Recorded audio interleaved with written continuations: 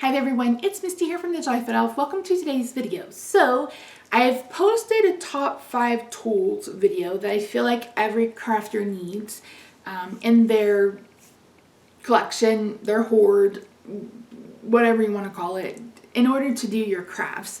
But today I thought I would sit down and talk to you about what I think are essential items for any beginner crafter.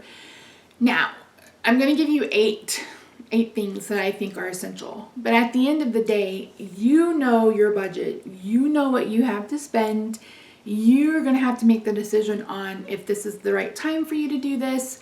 You may have to buy here and there. Take advantage of sales. You know everybody's going to have everything on sale for the next 4 or 5 weeks. So I'm not saying that you should buy the most expensive of anything on this list, but I do want to talk you through some items that I think are really, really important if you want to begin crafting. Now, if you are brand new and you think that this is a hobby that you would like to try, I would encourage you to try a craft kit first, like a kit. Whether you pick that up at the local craft store, or you pick it up online. I don't suggest that you invest a ton of money up front, because what if you make 5 cards and you're like, okay, no, I can't do this. I hate stamping, it frustrates me. Then you've invested and then you try to get 10% of what you paid back on either Facebook Marketplace or in a group. So if you're brand new to crafting and you think you want to try it, just pick up 1 or 2 things that I have. Well, actually, you're going to need 4 things on this list. So anyway, let's get started. So number 1 is a trimmer. You probably heard me say that if you watched my other video. A trimmer is a must. A must. If you don't buy anything else on this list, make sure you get a trimmer. Again, like I mentioned, you can use a straight edge and an X-Acto knife, but that's a pain in the tuchus, right? So I would suggest a trimmer. And if you're just starting out, maybe pick up the Recollections trimmer that's $5 or $6. Maybe use a coupon to get something that's not so expensive to start out. You can always upgrade later down the road. And I know somebody's going to go, well, it's counterintuitive to pay for the same thing twice. But again, if you're someone who's brand new to crafting, you don't know that you're going to like this, I would invest in the most basic trimmer that you can invest in. And then if you decide to upgrade later down the road, it doesn't hurt to have an extra trimmer. You may run out of a blade on one, or you may pick a guillotine and one day you don't want to use a guillotine. You want to use whatever one you started with. So I have 2 in my possession, and actually I have 3. I have a huge Carl cutter, and then I have one from Fiskars, and then I have a small one from Fiskars. So I will link my Fiskars one, if I can find it, in the description box down below. But as I've mentioned many times here on this channel, I love the one with the wire guide. I just think it's so much more helpful. You can cut, more precisely that way. I believe it has a lifetime warranty, because I've broken that wire being an idiot several times, and they've sent me a replacement free of charge. So I think that if you have the money and you want to invest in a quality trimmer, do it. Tuesday Morning is another place that you can find trimmers sometimes. Tuesday Morning is a wealth of, if you have a Tuesday Morning, you could probably go there and get everything on this list that I'm going to share with you. Let me get a drink of water. Number 2 is the same number 2, like I said, in that top 5 list. You need a stamp positioner or acrylic blocks. So again, if you're very, very beginning, you don't know if this is something that you want to do, pick up 1 or 2 blocks from one of the big box stores or off Amazon that are like $1 or $2, and use those. And then if you decide later down the road that you want a stamp positioner, then again, that's another thing that you can invest in. And I've mentioned in the last video, I have a stamp positioner, but I also have acrylic blocks. So it's okay to have both. I also mentioned that I have a Stamparatus, which is from Stampin' Up, which is the MLM. I know a lot of people don't like to support those. So there's the Misty, that's an option. Tonic has one. So it's really just up to you. They run about $40 or $50, so they're not necessarily inexpensive, but it's something that you're going to use forever if you don't break it, right? So really, really good to have. And then acrylic blocks, again, it really just depends on you. I have a couple that I got when I very first started from Hobby Lobby, and they're still good. They still work.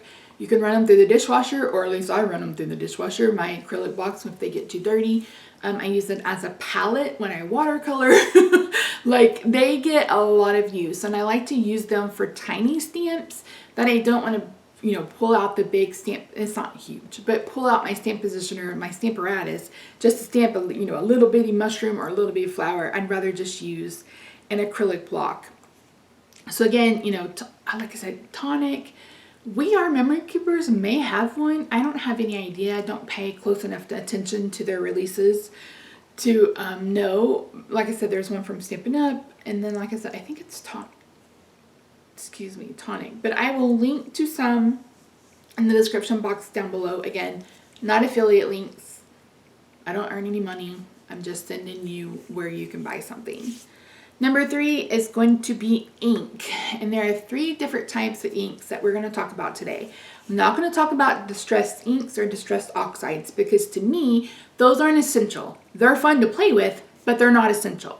So you're going to need a black or a brown. And you're probably going to want a dye ink, a pigment ink, an embossing ink if you want to try embossing, and then a Copic friendly ink. So something that is, you know, what's it called?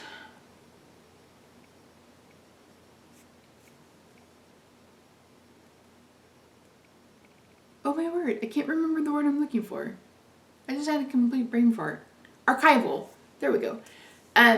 Most crafting companies that sell ink create an ink pad that has, you know, that's useful for Copics. You can use Memento. I like Tuxedo Black, but I think any of the Mementos will work for, you know, coloring or for stamping.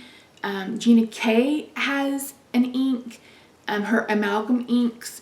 I think My Favorite Thing still sells their hybrid ink. I know Hero Arts has one, Simon Says Stamps has one. So if you're going to get into markers eventually down the road, then those are some inks that you want to invest in. So a dye ink is just what it says. It dyes the paper. So it sinks into the paper and it dyes the paper whatever color that you're using. They're great because they're multitasking. So you can use them to stamp on paper, but then you can also use them to color. So if you put some ink on an acrylic block, or you know, pick up the ink from the case, then you can also watercolor on your picture. If you are interested in getting some colors, Gina K, Simon Says Stamp, Lawn Fawn. I don't know if My Favorite Things does anymore or not. Ink cubes. So Hero Arts. So you can buy, you know, 2 or 3 sets of ink cubes and use them that way. That way you have a coloring medium. Pigment ink. Pigment ink is for when you want to watercolor. The really popular one is Versafine Onyx Black ink. Versamark is the embossing one. But a pigment is, it sits on top of the paper. So it doesn't dry, it doesn't dye the paper, it sits on top of the paper.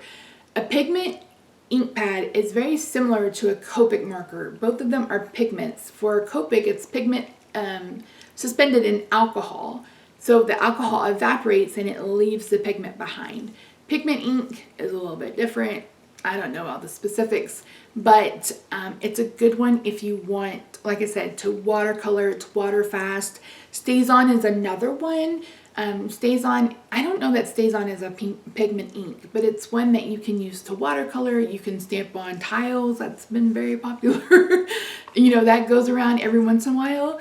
So I would suggest those. Like I said, my favorite, so Gina K Amalgam on Black ink is a favorite for stamping. Memento Tuxedo Black is a favorite for stamping. The My Favorite Things Hybrid is a favorite for stamping. I have the Simon Says Stamp Intense Black, which is a favorite for stamping. I don't tend to use my colored inks as much anymore, which is really kind of funny because when I was with Stampin' Up! As a demonstrator, I owned all the inks because, again, I was a demonstrator. And I would use colored inks pretty frequently, but my crafting has kind of changed and I no longer do that. Every once in a while I'll use like a color on a sentiment, like this is, you know, a purple from Gina K, and I bought all of her ink cubes and it cost me about $60, $80, $100. I don't even remember. It's been a hot minute ago. But I find that I don't really use them because that's not how I craft very much anymore. So yeah. Like I said, distress inks and distress oxides are a whole other animal. You can, of course you can watercolor with distress inks and you can stamp with oxides. But I really think that, you know, if those are something that you want to invest in, I would pick up one or two and then pick up the paddle brushes from Amazon that are makeup brushes, because they work just as well as the other ones and they're all basically the same. But that's not one that I feel like beginner crafters need. These are needs. That's a want, right? Okay. Number 4 is of course stamps. So there are 3 kinds of stamps. There's wood-mounted stamps, which you don't really see a whole lot of anymore. Then there's like a cling mount, which is a red rubber stamp that is mounted on repositional foam. And then of course there are clear stamps, and they're normally acrylic or photopolymer. Again, I would suggest, you know, if you can go to your local craft store, if you have a local craft store, you know, buy them when they're on sale, use a coupon, whatever, you can even do it online. Pick up 1 or 2 that you're really drawn to, and you know, just get those 2 and use them to practice or to make cards and decide if this is something that you think you're going to enjoy.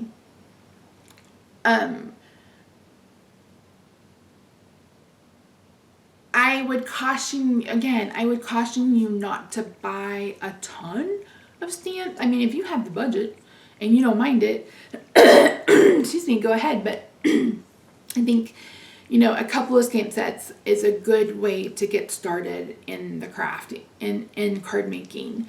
So you're going to need cardstock. Most stamp companies that sell paper sell a multi-pack. So it's like a variety pack of the different colors that they have. So you can get it, you can test the weight, you can decide on if it's something that you like. Yeah. And Paper Tray Ink, are they still in business? I used to love their cardstock. Gina K has good cardstock. You know, Lawn Fun has cardstock. Simon Says Stamp, my favorite things. Who else has cardstock? Catherine Pooler? Does she have cardstock? I don't know. Tonic has cardstock. There's lots of companies that have cardstock. Again, that's one of those things where, you know, you may want to invest in something that you pick up at your local craft store that goes on sale. I know Michael's does 100-pound Recollections cardstock. That's the kind of weight that you want if you're going to make a card base. But if you just want to stamp, or if you want to make a layer, something not as thick would absolutely work. And I can do a video on cardstock and paper. If that's something that you want, just let me know in the comments down below. So yeah, so cardstock, you probably want a white. And then, like I said, if you pick up a variety pack, then you have a ton of different colors that you can use on your cards. With that also is pattern paper. I didn't even put that on my list. Pattern paper. Not everyone works with pattern paper anymore. A lot of people do 1-layer cards, but I would encourage you to pick up 1 or 2 6x6 pads and play around with paper, because maybe you're someone who likes to play with paper, and maybe you're someone who likes to do 1-layer cards and use a lot of dies, or, you know, a card with a lot of dies on it. Everybody's crafting style is different. I kind of do a mixture of both, and that's what I really enjoy. So, and I just love paper. It's so pretty. It's so pretty. So yeah, so cardstock is a must. Pattern paper is a maybe. I would also encourage you to maybe get the pre-made card bases. Like, I know you can get those on Amazon, where it's like you get 15 card bases and envelopes. If you search A2 size cards, card bases or blank note cards, you'll find those on Amazon. If you don't want to invest in cardstock, that's a good way to have card bases that are already scored for you. and that you can just get on stamping, and they come with envelopes. So if you decide that you love your masterpiece, then you can send it to somebody, right? Next is scissors. A good pair of scissors are a crafter's friend. Now, if you're someone who wants to use ribbon on there, because there's like people who are very minimal with embellishments, like they'll use some glitter or they'll use some drops or something like that. There are people who are kind of in the middle who use those but also like to add ribbon, those kinds of things. And then there are people who are very, very, very, very, very, very, very, very, very, very into embellishments. And they're the ones that use like the flowers and the charms and the brads and the ribbon, and they make these beautiful cards with all of this beautiful stuff on it. But you're going to need scissors. So if you're going to use ribbon and those kinds of things, I would suggest having a pair of scissors for ribbon, and then having a pair of scissors for paper. I like the Cutter Bee scissors, which Stampin' Up! Sells. Those are private labeled, I believe. But you can get the Cutter Bee scissors on Amazon. They may come from EK Success. They may have a pair too. But if you want to, fussy cut until you're able to buy some dies, if you want to cut out your stamp until you're, able to buy a die cutting machine, those kinds of things, a good pair of scissors are a friend. And I would suggest the smaller ones because the bigger ones are a little bit hard to manage. If you have the budget, I would suggest the Tim Holtz scissors and the Cutter Bee scissors. For the Tim Holtz, they'll cut through dies, like I use them sometimes to cut the dies apart. They don't stick. They have a pair that's non-stick. So a good pair of scissors is a crafter's friend for sure. You could also pick up tweezers if you feel like you need to. That's not something I feel like that is essential. It may be something that you want along with a pokey tool. So like a brad setter would work. Anything that has a piercing tool, that's what it's called, not a pokey tool. Everybody calls it a pokey tool, and I can never remember what the real word is. So yeah, those are kind of not essential, but also something you may want. Next is adhesive. There's a lot of different adhesives out there. So there's what's called a tape runner, and that's where it looks like tape, and there is double-sided tape, and you just run it across your the back of your cardstock, and then you can use that to adhere. It comes in permanent or repositionable, and it's really up to you for what you feel like you're going to need to craft. I caution beginning crafters to use like liquid glue. Tombow Mono is a great liquid glue because if you let it dry, it's repositionable. If you put it down wet, it's a permanent bond, but that gives you the option of kind of moving stuff around. There are many videos of me ripping off a card layer because I've used a tape runner and I haven't been able to put it back. So that's something that I would definitely consider. Liquid glue, there's some kind of glitter glue that a lot of people use. There's a wealth of adhesive out there. So I suggest, either a liquid glue or a tape runner. Then you're going to need some kind of like pop dot. So scrapbook adhesive has, dimensional adhesive, like, there's 1/4 inch, 1/2 inch, 1/8 of an inch. You could pick up, the Scotch mounting foam, like the big Bertha one, if you feel like that you want to invest in that. But it just gives you an opportunity to pop stuff up on the front of your card and add that dimension. Who else has them? I think everybody carries some kind of pop dot or popping square, etc. And the last kind of adhesive I would encourage you to get is glue dots. You can get them where they come on a roll, or you can get them where they come in sheets. Glue dots are really, really great for like gluing down ribbon.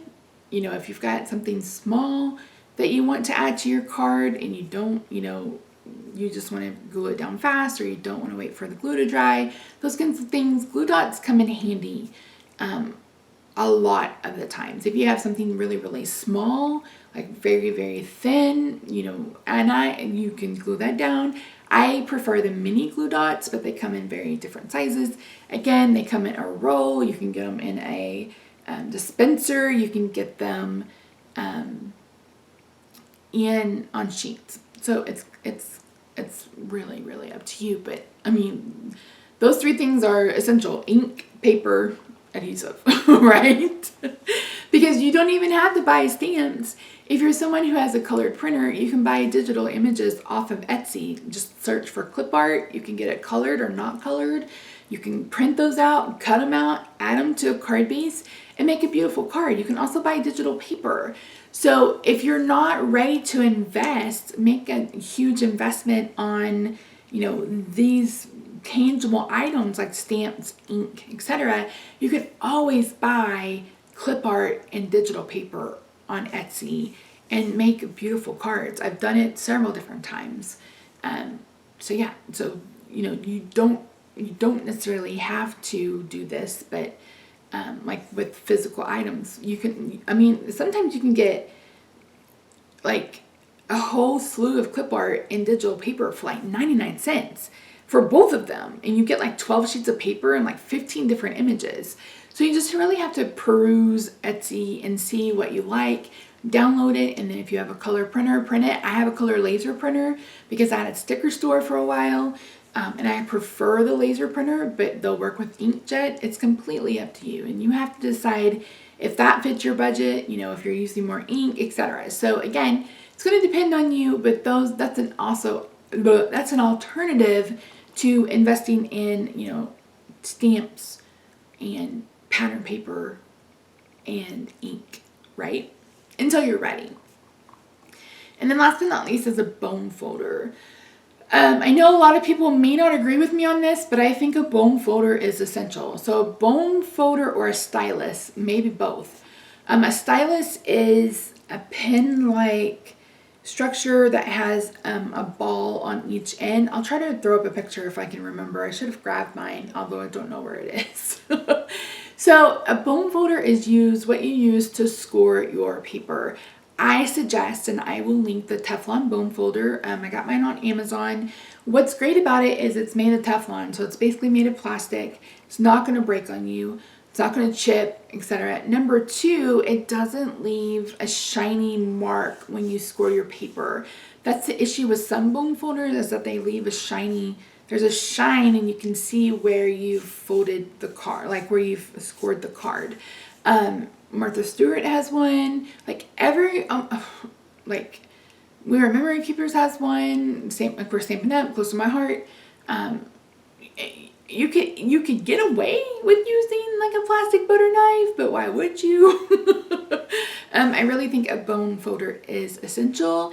And yeah, I think, like I said, I love the Teflon one. It's a little bit more spendy, but you could probably pick up one for $3 or $4 if you just, or you can buy a scoreboard, which is not essential because I use the track of my trimmer, so I didn't bring it up. But if you buy a scoreboard, either the Score Pal, Martha Stewart has one, We Are Memory Keepers has one, Stampin' Up has one.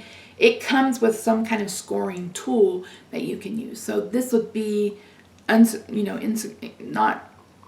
wouldn't need it. A bone folder wouldn't be necessary if you buy a scoring tool. You guys, I'm about to lose my voice. So those are the things that I think are essential for any beginner crafter or card maker, I should say, mostly. Again, if you're not ready to invest in stamps and ink and paper, look on Etsy, and again, you can find images that you can print, cut out, glue to a card, and make beautiful, beautiful cards. Or if you're someone who can play in Photoshop, you can make digital cards and then just print those out. Print out a card front and slap it again to a card base. But yeah, I hope this was helpful. I didn't add, like I said, I didn't add anything like a heat tool or coloring mediums because I think that really depends on you. And I also encourage you to play around first before you decide to invest in distress inks or distress oxides. or if you invest in watercolor pens or alcohol markers or those kind of watercolor pencils, like really get a feel for if this is something that you want to do before you make a huge investment, because you may make a huge investment, find that you don't enjoy it, you don't have the time for it, and then you're scrambling to sell that stuff where it just stays in a box, you know, for forever. So yeah, hope this video was helpful. Let me know if you have any questions down below. Like I said, I will try to link every single thing that I spoke about. And again, they're not affiliate links. I don't make any money from them. They're just me just searching the internet and finding what I like and what I would suggest to you. So let me know if you have any questions down below. I hope this was helpful, and I'll see you in the next video. Bye for now.